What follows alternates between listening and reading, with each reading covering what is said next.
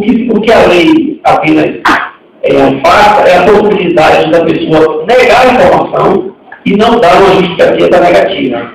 E, além disso, após esses 20 dias, se o pedido for negado, o cidadão terá de 10 dias para recorrer à autoridade superior desse pedido de informações. No âmbito da União, o que regulamentou a lei de acesso à informação foi o decreto número 724, que foi da presidenta Dilma.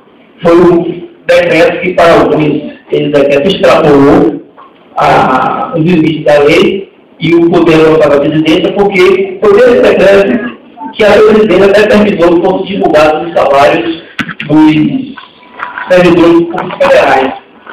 Foi correto na época, porque no final de semana em que, primeiro final de semana após a divulgação dos salários nominais dos servidores públicos federais, eu não sei se tem algum servidor federal aqui, na plateia, mas o site para transparência do Serviço Público Federal ficou congestionado através dos acessos que foram feitos nos salários.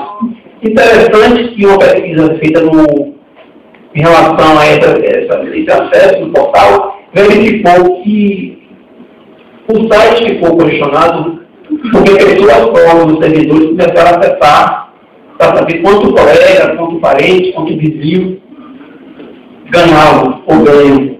Quer dizer, mais uma vez, se a questão é divulgar salário para controlar, não houve, não foi concretizado isso, só apenas a fofoca, se injustiçar quando a pessoa ganhava. A própria lei dessa informação, ela prevê no artigo 45, que os municípios e estados deverão regulamentar certas coisas, principalmente aqueles que tratam dos procedimentos. O anteprojeto da lei estadual está sendo gestado pela ouvidoria do Estado da Bahia, ela não trata da divulgação de salários, provavelmente até vai te dar no anteprojeto que eu tive acesso. Não trata da divulgação de salários e ela coloca como instância revisora de recursos a ouvidoria geral do Estado. Além disso, a lei de acesso à informação estadual, que apenas é um anteprojeto, agora não é uma lei, é um anteprojeto de lei, ela, no corpo da lei, ela diz que ela caberá apenas ao Executivo do Estado da Bahia. Portanto, Ministério Público, Poder Legislativo e Judiciário deverão baixar normas para regulamentar a informação no âmbito dos poderes. E no artigo 8º, nós podemos ver na transparência que ele traz quais informações mínimas que deverão ser disponibilizadas pelos órgãos da administração pública, como a competência de estrutura, repasse de transferências financeiras, o registro de despesas, procedimentos após os contratos, informações sobre programa, projeto de obras e respostas a perguntas da sociedade. Esse item S é o que a lei é um dos das finalidades da lei, que é colocar o mais próximo possível do cidadão a informação. Ora, se as perguntas mais frequentes forem colocadas no site, isso vai facilitar a vida de quem quer acessá-lo, porque ali ele poderá ter uma grande probabilidade de encontrar o que precisa.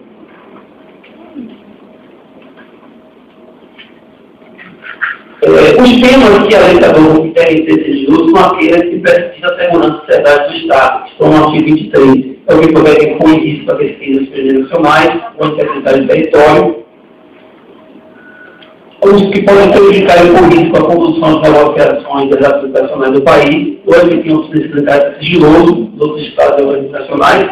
Importante observarmos aí que existe hoje uma questão nacional envolvendo o Equador e a Grã-Bretanha, daquele responsável pelo site Wikileaks, que divulgava informações sigilosas e que irritou os Estados Unidos. Ele hoje em dia está passível de ser extraditado à Suécia e temeroso de que a Suécia possa representar a sua futura extradição aos Estados Unidos, onde ele pode ser condenado a pena de morte por ter divulgado informações sigilosas de dados militares dos Estados Unidos.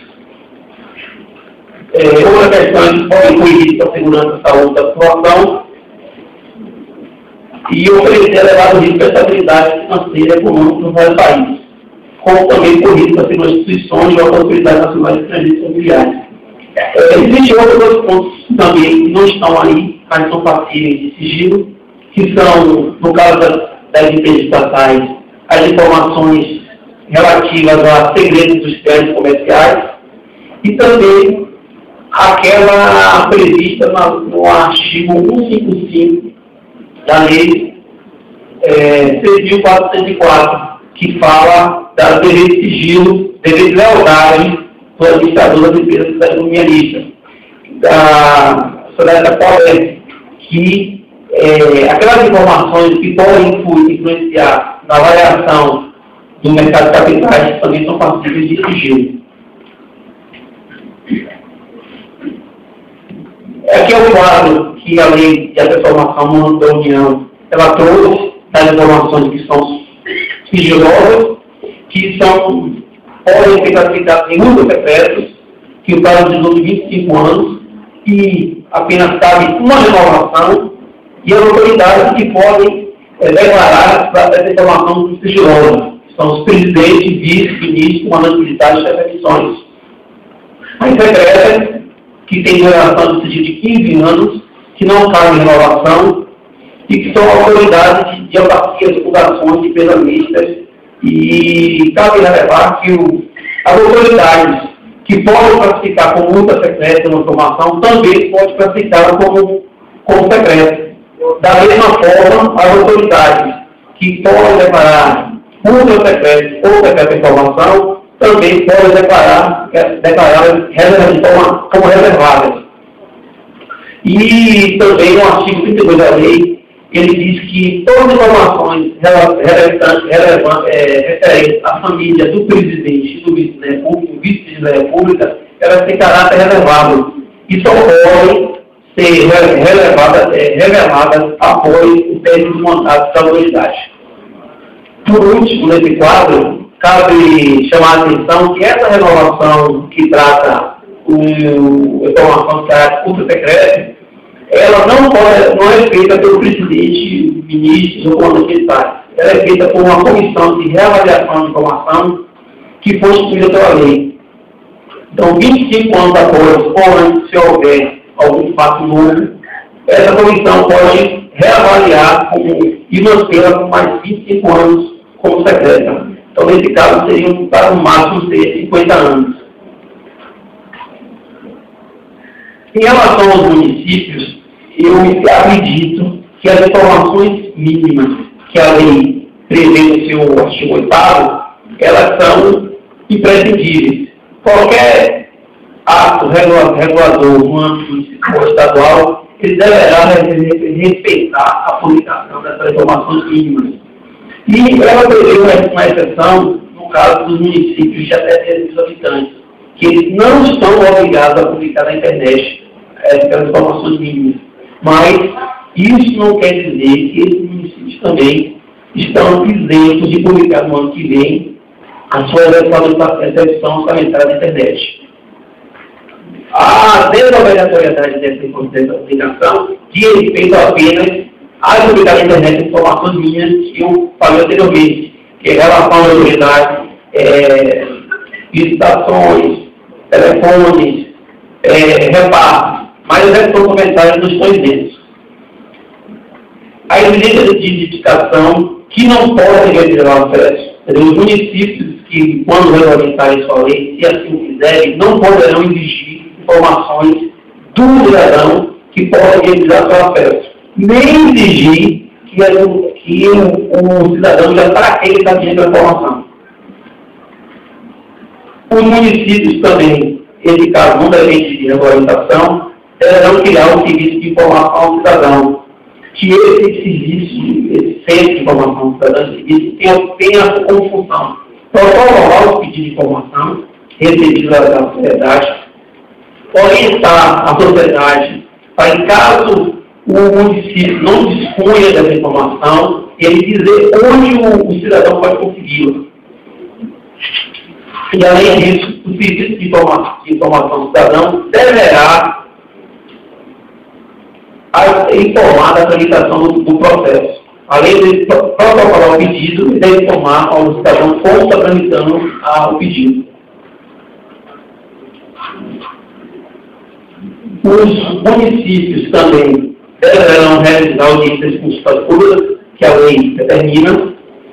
E uma questão que eu acredito que o senhor já deve estar respondida é se requer a legislação municipal para a levantação. E eu acredito que sim. No caso, principalmente, do procedimento a ser adotado, no caso de negativa do pedido de informação e seus recursos, e a autoridade que deve fazer a apreciação desse recurso, eu acredito que isso é passível de regulamentação no artigo 5. Seguindo o modelo da lei federal, quem deve apreciar o pedido de recurso é a autoridade superior àquela que negou. No caso, se um secretário municipal negar a informação, o prefeito deve ser a instância recursal para atender o não pedido. Outra pergunta que nós temos recebido lá no tribunal é em relação às fundações municipais que vão aplicar a solução do legislativo. Eu também acredito que as câmaras podem regulamentar no âmbito da Câmara, não extrapolando essa sua competência, mas no âmbito da Câmara podem regulamentar como vai tramitar o pedido de informações no âmbito do Poder Legislativo. E o artigo 45 que eu falei antes, ela fala das regras específicas, especialmente no caso dos recursos interpostos em relação às negativas do pedido de informações.